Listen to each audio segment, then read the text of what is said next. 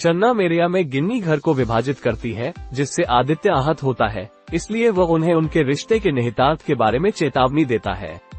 अगले कदम पेचीदा होंगे। क्या आदित्य को पता चलेगा गिन्नी का रहने का प्लान? गिन्नी की योजना। आदित्य, क्या अरमान आदित्य और गिन्नी को समझाएंगे?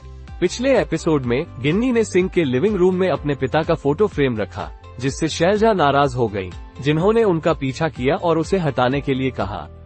अंबर फट गया। गिन्नी ने पैसे के लिए घर छोड़ने की सुप्रीत की सलाह को ठुकरा दिया।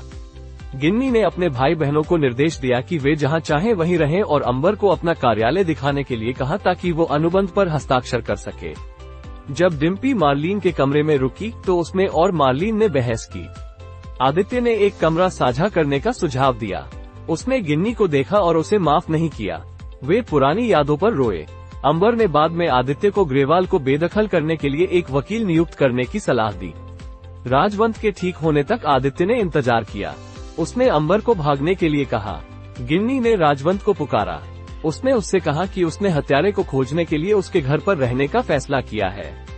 उसने किसी की उपस्थिति को भांप लिया और बाहर निकली, लेकिन किसी को न देखकर भ्रमित हो गई। सुप्रीत ने उसे आदित्य की जानकारी के बिना राजवंत से मिलने की बात कही।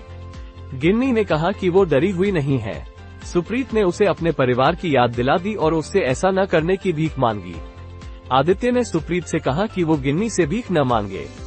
एम्बर पहुंचे और गिन्नी से परिवार के साथ जाने के लिए विनती की, यह कहते हुए कि राजवंत ने कभी नहीं कहा कि ग्रेवाल रह सकते हैं। गिन्नी ने कहा कि राजवंत ने भी यह नहीं कहा कि उनके पास कोई अधिकार नहीं है। जब गिन्नी अपना सामान लेने के लिए आदित्य के कमरे में गई, तो वह उसके ऊपर गिर गई और उन्होंने आंखें मूंद ली।